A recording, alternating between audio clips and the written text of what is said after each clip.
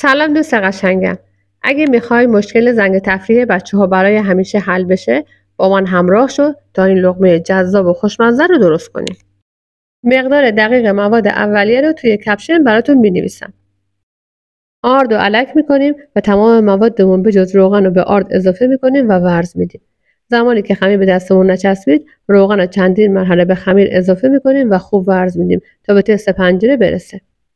سطح روغن رو چرب می‌کنیم و 15 دقیقه بهش استراحت میدیم. حجم خمیر تقریباً 1.5 برابر میشه. خمیر رو به چونه‌های 60 گرمی، 80 گرمی و یا 100 گرمی تقسیم می‌کنیم. من 80 گرمی کردم. و از کشی که تمام شد، تمام خمیرمون رو مثل فیلم چونه می‌کنیم تا یه سطح صاف و صیقلی داشته باشیم. چونه‌های خمیر که آماده شد، روش رو با پلاستیک می‌پوشونیم و 15 دقیقه استراحت دوم بهش میدیم تا برای مرحله بعد آماده بشه. بریم با هم مواد میانی این اشترودل‌های خوشمزه رو درست کنیم. من از سوسیس کالباسی که خودم درست کردم، قارچ و فلفل دلمه‌ای استفاده کردم. مواد میانی کاملا سلیقه‌ایه. شما میتونید از گوشت چرخ کرده، گوشت مرغ و یا هر چیزی که باب میل بچه‌هاتون هست استفاده کنید.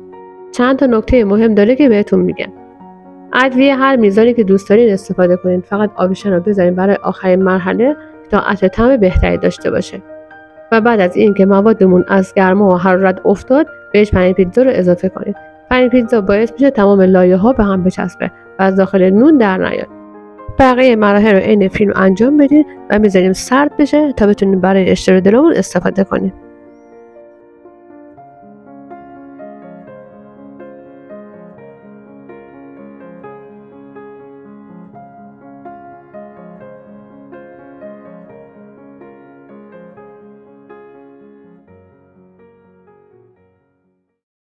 بعد از استراحت میانی، همینطور که در فیلم میبینید، خمیرها رو باز میکنید و مواد میانی رو داخلش میذارید. 3 مدل پیچیدن اشترودل رو بهتون یاد دادم. نگاه کنید، اگه سوالی داشتید بپرسید.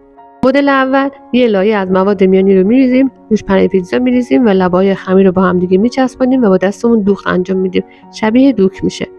لبه‌ها رو فیکس میکنیم و برمیگردیم تا موقع پخت باز نشه. و میذاریم توی سینی 40 دقیقه بهش استراحت میدیم. مدل دوم، خمیر رو که باز کردیم، 1/3 انتهای خمیر موادمون رو میریزیم، خمیر رو تا میکنیم و لبه‌ها رو خوب به هم میچسبونیم و فیکس میکنیم.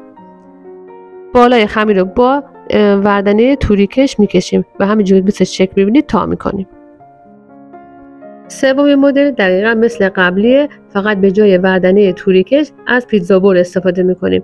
این برای اون دوستانی که وردنه توریکش رو ندارن. مثل شکل برش بزنید و تا کنید. مواد میانی رو که گذاشتیم، نونمون رو داخل سینی میذاریم و روش رو میپوشونیم و 40 دقیقه استراحت پایانی میدیم. برای رومال از تخم مرغ، زعفران و وانیل استفاده میکنیم. بعد از گذشت 40 دقیقه، حجم نونمون تقریبا 2 برابر شده. رومال میکنیم و روش رو کنجد یا خرفه میریزیم.